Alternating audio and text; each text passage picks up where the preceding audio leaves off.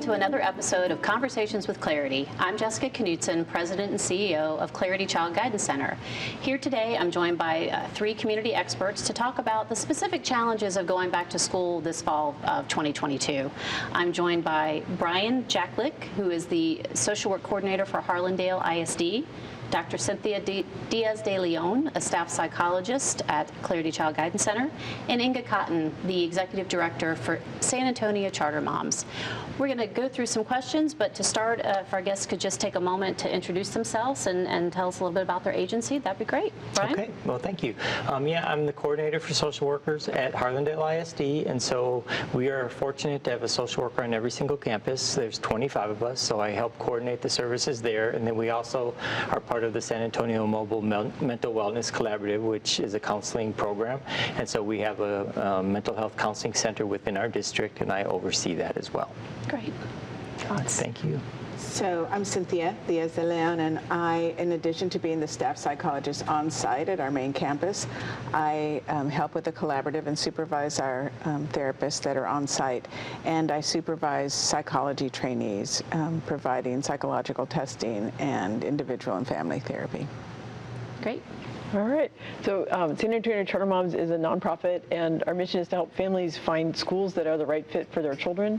And we talk a lot about charter schools, but we also cover private schools, schools of choice at independent school districts, homeschooling, camps, special education, lots of topics. So we have a website, we have a Facebook group, and we just really want to help families problem solve for their kids. Great. Well, so glad you all could join us today on this important topic and have your unique perspectives. But just want to start with, what particular challenges are you seeing this fall that students are encountering? We've had really 2 years of pandemic, virtual school. We're kind of back to quote unquote normal at this point. But what are you seeing? And Dr. Diaz de Leon, if we could start with you. So I guess we're seeing a couple of things that I've noticed. Some social anxiety for youngsters returning, just not sure, school phobia basically. So kids refusing to stay on campus, kids feeling sick, needing to go to the nurse, wanting to come home, parents unsure about whether to force that or how to handle that. The other thing that we are getting a lot of is youngsters who are reporting suicidal ideation. So youngsters who are just feeling so depressed and so without options at that point. And the last, for the little ones, I'm really seeing a lot of children very dysregulated, a lot of little kids who are having trouble managing big feelings. And so we have a lot of 4-, 5-, and 6-year-olds that are being referred to us right now. Wow. Brian, how about you? Yeah, and I would just, to piggyback on that, that's exactly what we're seeing. There's anxiety, either it's the anxiety regarding coming back to school, or the anxiety of leaving their parents behind and not kind of finding that balance. Parents' anxiety themselves, sending our kids back to school and what's going to happen. I totally agree with regarding the little ones with having a significant amount of behavioral issues, particularly like pre-K and kinder kids. It's just that lack of socialization hasn't been there for them, the lack of structure for quite a while, and so coming back and trying to set up those parameters for them, it's really hard for some of those kids. So I think just exactly what you're seeing over there. So one of the best analogies I've heard is if you think about a kid that was in kinder at the beginning of all this, we picked them out of kindergarten and then plopped them back into second grade, and then we're shocked that they didn't act like a second grader. But they didn't have those 2 years of raising your hand to go to the bathroom and taking turns and all of those socialization. I think you can't apply that to every, the separation from your parents that happens between 9th and 11th. I mean, there was a lot of that was missed. I also read an article recently that some kids are up to 2 years behind academically because of the impact of the virtual learning. I guess it's a parent and school question, but Inga, what can parents do in that situation? Because a lot of these kids were passed to the next grade too, but are very behind. Yeah, I mean, the important thing is like always treat your kids with love and make sure that they know that you love them no matter what. So even if they get a bad grade on a test or they come back with some, things on their star report card that you're concerned about, just always make sure that they feel loved and that that their future may not be a straight line. There may be bumps along the way, but they will find a way to get to whatever their big goal is. And I think having good communication with teachers is really important because like at the beginning of the school year, at the end of the school year, find out what things your child is struggling with and find out a way to fill in those gaps. There's a website called Learning Heroes that has really good resources like short videos, English and Spanish, explains just tips for like how to start the conversation. Like if a family has never made overtures to their child's teacher, this has like how-tos about how to do it. And it's important to look at the data, even if it can be discouraging. So if the child is old enough, if they're, if they were in third grade last year, they'll get a star report card, and you can look at where the deficits are. One thing is, let go of the stigma of thinking about special education. Your child may need to be identified. They may need services. Or even just have that mindset of every child, whether they're in special education or 504 or not, they need kind of a customized solution to figure out like what they got or didn't get. Maybe phonics wasn't communicated effectively in the virtual situation, and so that's the deficit that they need to build so that then they can go on to read for content. But so think of each child as kind of needing an individualized plan of what's going to get them caught up, and have that communication with the teacher. Find out what kind of tutoring or extra resources. Some schools have chunks of the school day that are set aside to do intervention and support kids who need particular help with reading or math, and just get them back on track. Hearing you say that, it made me really think about it's managing our own expectations as a parent too, and kind of letting go, because what I'm hearing from staff at Clarity is that we're seeing kids that maybe historically we wouldn't have seen, that were high achievers, that did really well, and now they're kind of struggling with being behind in school, and it's causing some anxiety and depression. So I think as parents we have to let go of our own expectations as well. Yeah. Brian, how about from the school perspective? I think from a school perspective, I think having parents become more involved in the education piece of it, I think it's super important, but I also think the school needs to become more active in reaching out to parents and including them in what's going on the campus. But I think things at home, as far as setting up a routine every day, keeping that schedule, checking and being involved with the homework, not just saying go do your homework, but kind of actively being involved in it. Going to the schools, meeting with the teachers on a regular basis, making those phone calls. And again, like I said, I think schools also need to take that initiative as well. But I think schools, it's really interesting because in schools, you're going to see kids who, regardless of the pandemic and regardless of online learning, they're going to be successful anyway. And then you have those kids who are kind of in the middle, and then you have kids who've already had learning gaps. And so those gaps just get wider and wider and wider when they weren't inside the classroom, right? And so what happens is, unfortunately for teachers, it makes it difficult because you have kids who are going to be really successful, and then you have kids who really need a lot more support. And how do you balance that as an instructional person in the classroom? So I think teachers need a lot of support as well. So I think districts need to look at that angle as well, because kids have been stressed out, parents have been super stressed out, teachers have been super stressed out, and so I think from every angle we need to come and provide support in all those areas for everybody. Wow, that's a lot to balance from an educator's perspective and from a parent's perspective. So we've touched on the academics a little bit. We've touched on some of the behavioral issues you're seeing. One thing we don't talk about a lot is the impact on peer relationships and what this last couple of years has done. Dr. Diaz de Leon, are you seeing anything from your perspective on how that's impacting our youth? Well, because during the pandemic there was such reliance on social media and on electronics, so many of our youngsters, and at a younger age, are really relying on the electronics to maintain contact with their peers.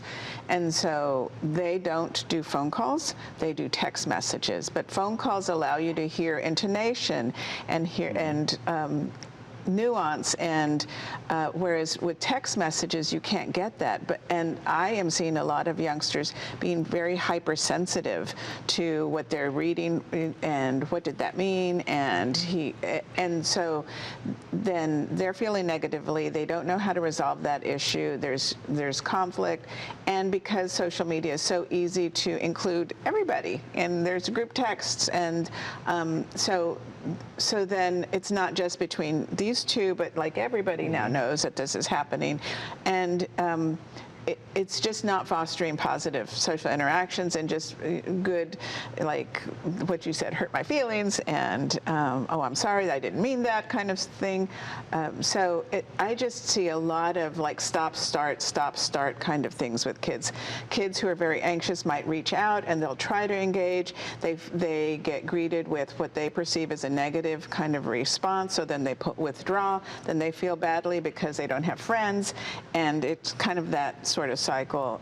The other thing that I have been hearing a lot from even younger kids is they are using the term bullying to encompass what a lot of us might call just sort of negative interaction. You know, always kids are going to say things that hurt somebody's feelings, or try to have a joke and it doesn't go well.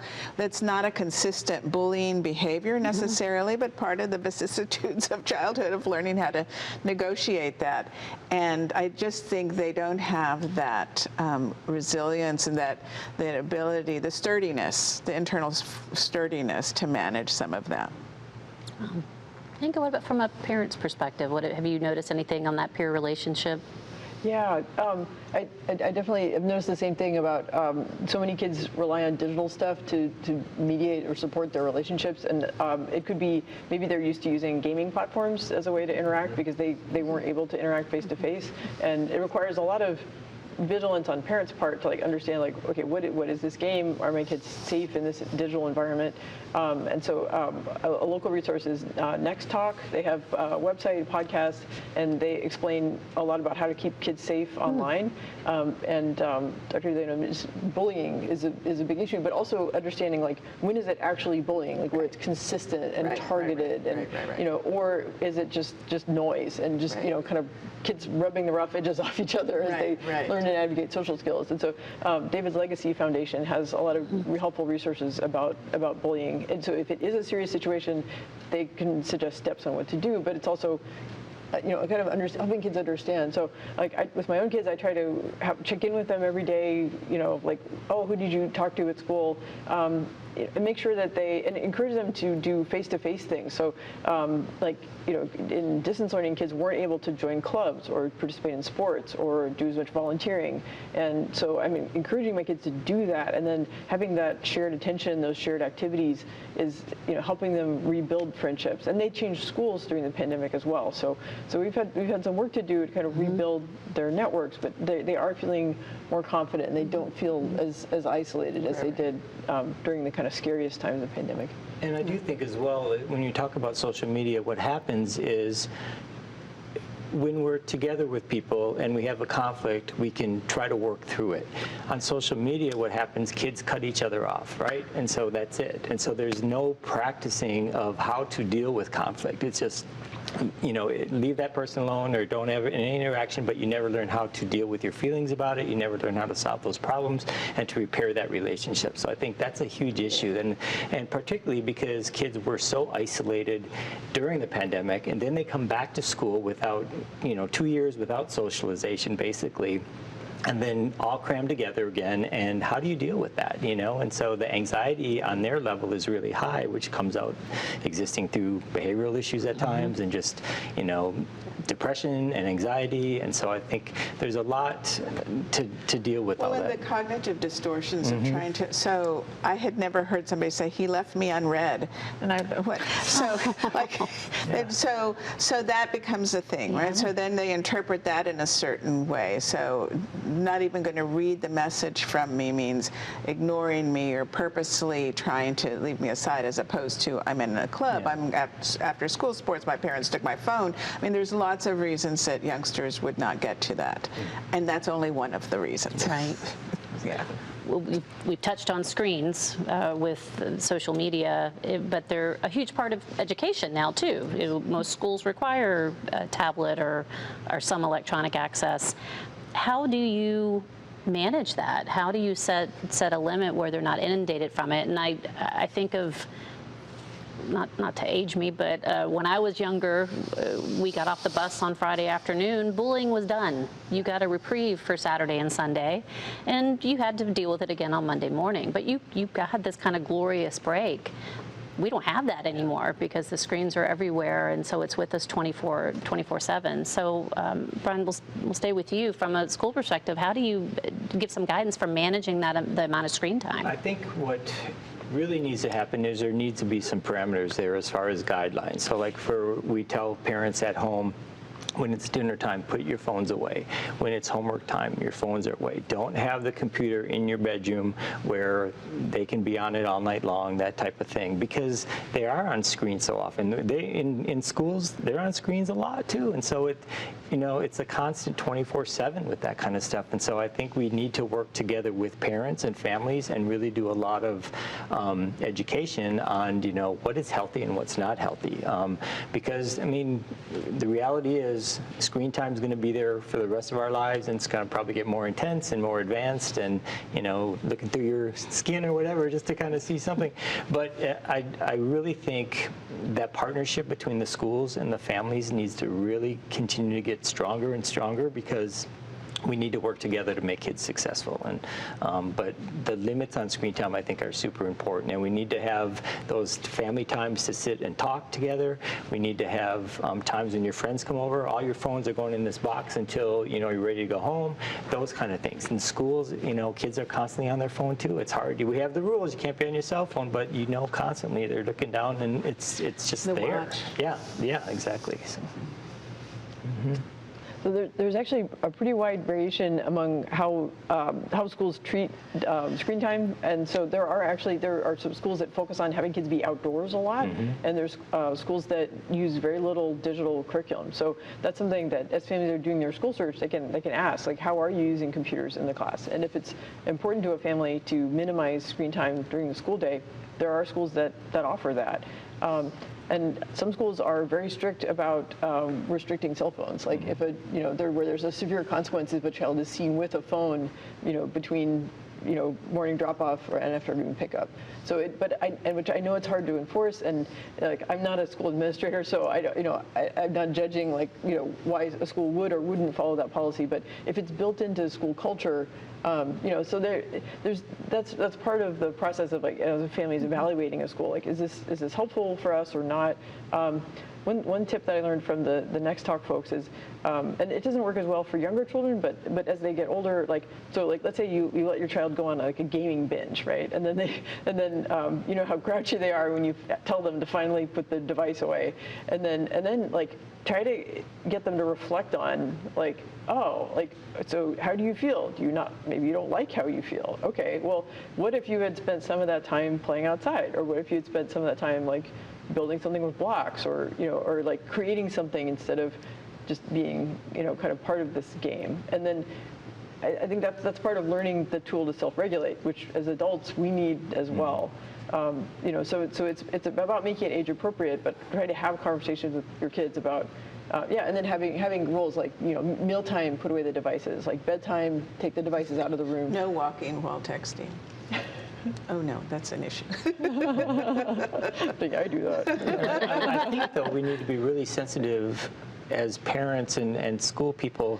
That phone for so many kids is their lifeline. I mean, it is so important. It's like attached to them.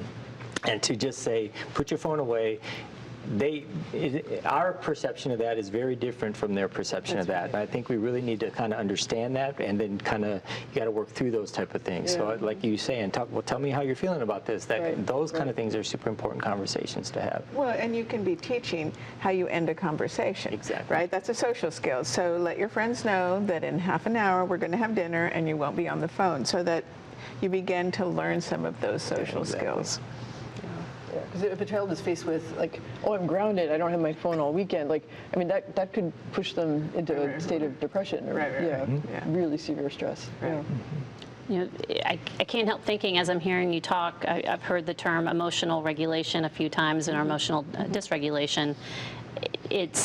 I just wonder how much all of the exposure to screens has impacted that, because you do lose the ability to gauge somebody's reaction. And how important is that to learning that emotional regulation? Very. Very. Yeah.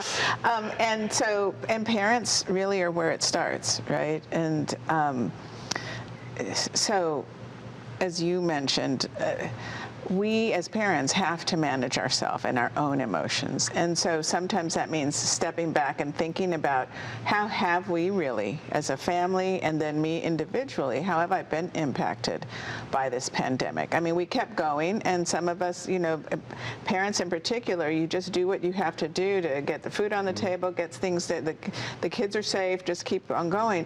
But how have we been impacted? And many families have been impacted by a real loosening of the structure that was there before. So many families do not have set meal times. They weren't having a lot of them before, but now there's almost none. So people are eating in their rooms, in front of the TV, outside at different times. And there is something about that ritual that gives a sense of our family structure. This is what we do, and this is how we check in with each other. This is when we talk about our day without phones. And so that is one of the ways that there's bedtimes. I hear from families, and across the gamut of families that we see, kids are sleeping in front of the TV. They're sleeping in front of this, it's movie night, so everybody's on the same couch or in the same bed. And there's just the lack of structure and regularity. And so for a parent going back with youngsters who are having to go back, you have to take a big deep breath and say, okay. It's not like, okay, we're adding one thing to our schedule. It's like we're adding the schedule. And so it's like, let's think about what's bedtime. How is Monday morning going to look? Monday morning is the most difficult time of the week for school-age kids, because the transition from a free and easy schedule or a sports-packed weekend into the structure of school is really important. And that's really on the parents to anticipate. Like, how do we get ready for that? And do we have clean clothes? And do we have, all of those kinds of regular structure is really important. And it doesn't have to be elaborate. It can be simple, but it has to be consistent. It really has to be consistent. There has to be something that the youngsters can count on. And if it's Wednesday night where we're all sitting down and then we play a game and then we all go in our way, okay, then we know Wednesday night is our time. So that it's important. I was thinking about this. For parents, the lack of structure that we have seen that the pandemic brought, I think, is one of the ways that our families have been hurt the most. That's a great point. And the pandemic's been one thing, which I think has been just a joint trauma. But we've also had additional traumas. We've had the tragedy in Uvalde and other areas before that, and it's a national issue. I know we've seen it clarity and impact on even school refusals or anxiety about returning to school. How can we support both parents and kids that are kind of have that overlay on top of it? Yeah. Brian? I think first we need to acknowledge that anxiety, right? I mean, it's very real. It's the reality of our times, and it's a very scary kind of situation. And so I think not downplaying that at all for kids. I think it's a very real emotion. And so I think what we need to do as schools is, again, partner more with parents. We need to provide education to parents and let them know school really is probably the safest place in reality. But involve them in that whole process and kind of show them, what are we doing to keep schools safe? What are we doing to keep the kids safe?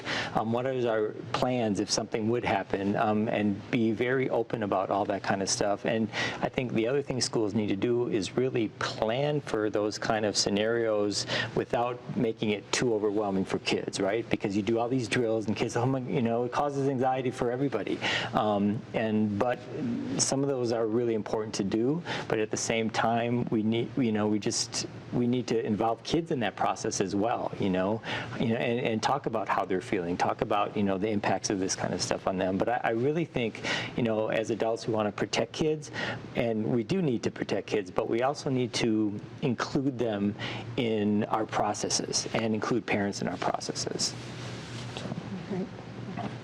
So, as you said, I think we need to name it, right? You need to be able to, parents need to be able to say, I know it's kind of scary for me. I never thought this would happen, but here's a way that I'm handling my feelings. I know that the school has made a plan. I know that a lot of thousands of kids go to school every day and nothing happens to them. I know the teacher has my phone number. Those kinds of things are, and when I get scared, this is what I do. I take some deep breaths, or I go for a walk, or I say a little prayer, or I look at your picture. Whatever that tool is for the parent that you can share with your youngster, and then for the parent to help their child increase their distress tolerance, right? So a youngster might, just the idea of going to school might make them scared, and then it might be, well, let's go play in the playground. Okay, let's get to the door. Let's get to, let's move that, because the notion is, it's there, the anxiety is there, and we need to be able to manage it, and we can handle more and more of it if we take these steps. The thing is that's not helpful, really, is when a parent is speaking out of their own anxiety and stress about parenting and then about the issue, and so then we get mad at our child because we're stressed because they're stressed, and that is not helpful. And then we just like in a loop. Right, and it just explodes at that point, and then we're saying they can't handle it, they can't go to school. Well, there were things that we might have been able to do if we kind of had planned a little bit for that. I think schools too, like for example, when you think of all the mindfulness kind of activities that we can do with kids, just in general, to make it part of your regular school day. You come in from recess, let's do a quick mindful minute, right? And just kind of calm down. You come back from the cafeteria, you do one of those type of things. So kids kind of learn those things without having to think of all these major issues out there, but it's just part of the routine. And then parents can do that at home as well with kids, but we need to teach parents to do that too, because, and we need to do it ourselves half the time. I mean, it really does help, but you got to get in those kind of habits to do those type of things. So. But I guess as a former homeschooler for 1 year, right, I was going to improvise. I knew it was short term, but I think that I've seen families like in our group who switched to homeschooling because they wanted some stability during the pandemic. They were worried about school closures and school reopenings, or there are families who've chosen homeschooling or private school as a response to Uvalde as a way to deal with that stress. And I think it's important for those families to don't treat the change of setting as an excuse to avoid dealing with the anxiety. And the most successful homeschoolers that I know, and what I tried to emulate when I was doing it, was to don't be home. Go out, because there's so much to do in our city. And homeschoolers can be very sociable, and they gather up and set up their own co-op classes and things like that. So there's amazing nonprofits and museums and activities in town that families can do that are educational. So homeschooling as a way to get flexibility and for the parent to have more control over the situation is great, but please don't treat it as a refuge to avoid these issues, because the goal is to have independent, autonomous, successful adults. They're not going to be kids forever, and we want to prepare them as best we can. So helping them face those fears, helping them learn those mindfulness techniques, that's great stuff to equip them with. And believe it or not, we are almost out of time. This conversation just flew by, but we do like to end on topics of hope and resiliency. So if we could all just kind of get your thoughts on a message of hope or some thoughts on resiliency for the kids and families that are out there. Inga, do you want to start? Well, I want to echo what Brian was saying about, and actually about all of us, habits and good habits. That's what kind of builds up your reservoir, so that if there is a shock to your system, bad news, or like in our family we experienced a job loss, that if you have those good habits and you have things like family meal times, healthy eating, spending time outside, spend time reading, playing games, just have those good habits built in. And for the adults, don't complain about, oh, it's such an early morning. Try to be positive. positive about it, have a little extra coffee. If we can pass on that attitude to our kids, like that builds that strength and that reservoir, because there will always be more scary things that happen. But if we're ready to face those, and we can model that for our kids. Great point. I think helping with problem solving. So acknowledging, okay, this is an issue. What are our options? How can we do it? And then if we try something and it didn't work, it's okay. We tried it. Let's try something else. We don't have to be successful at everything we try, but the idea of continuing to try, and that I'm with you while you're trying, and it's disappointing because it didn't work, or it's scary, or it's sad.